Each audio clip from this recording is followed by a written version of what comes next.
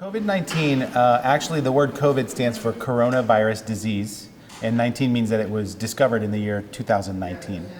This comes from a family of viruses called coronaviruses, which typically cause the common cold. So there's actually a lot of different coronaviruses out there. This is the newest one. Sometimes it's called the novel coronavirus.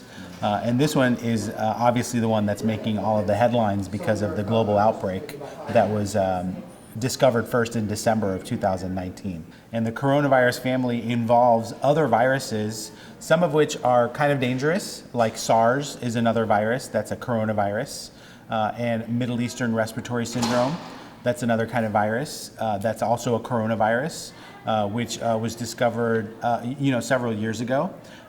So those are some epidemics in the past that we have some experience with, and that are kind of guiding how we respond to the epidemic that we're currently facing with this novel coronavirus, the COVID-19. Now keep in mind that those aren't the only coronaviruses. There's a lot of other kinds of coronaviruses, and sometimes they cause just really benign things like the common cold, and other ones aren't even dangerous to human beings. They're only causing problems in other animals and things like that. This virus is really forcing us to make some changes, some big changes. We have to do things like close different events. People are canceling their flights and canceling cruises. And these are all changes that have to be made in order to protect ourselves from either catching this virus, or if people already have the virus, to protect them from giving it to someone else. So really, to stop the human-to-human transmission, we need everyone to know the basics about COVID-19 so they can protect themselves, protect their family and their communities from the impacts of this infection. Now, it turns out that this infection is probably pretty benign for most people that are otherwise healthy. Kids don't even get any symptoms, and very few kids get sick enough to go to the hospital. So that's good news. However, the older that we get, the older population, the ones that have more chronic medical conditions, those are the folks that we're really worried about, because we know that they're going to develop complications once this virus is seen more and more within the US and within our community. Another key difference between this virus and the influenza is that this virus does not have a vaccine available.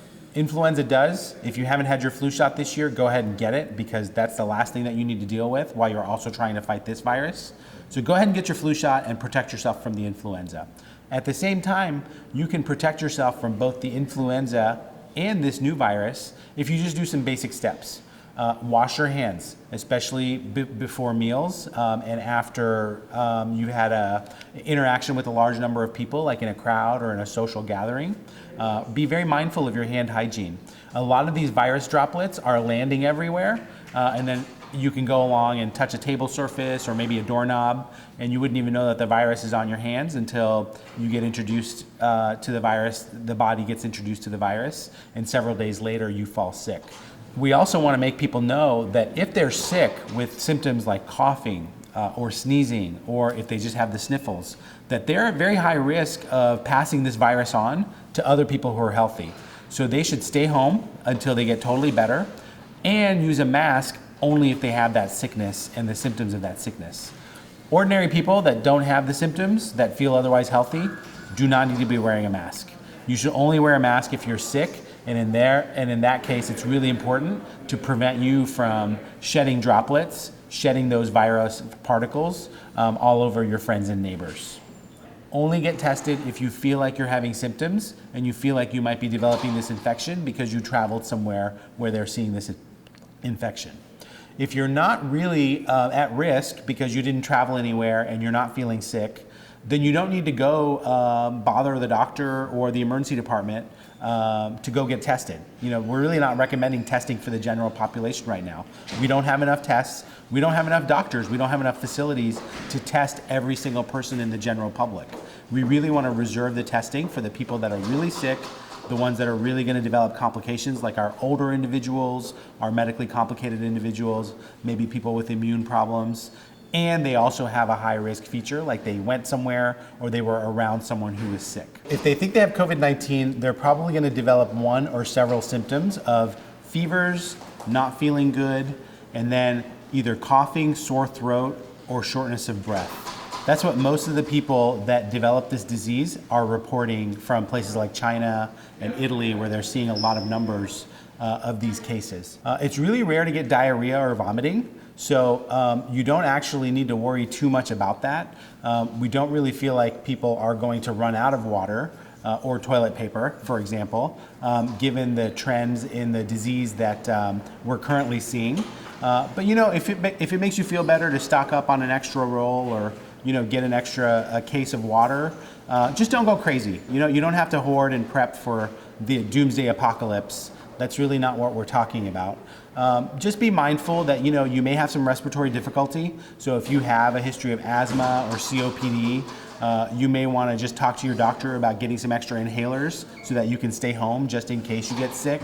I know there's a lot of anxiety. I know that there's a lot of fear and worry.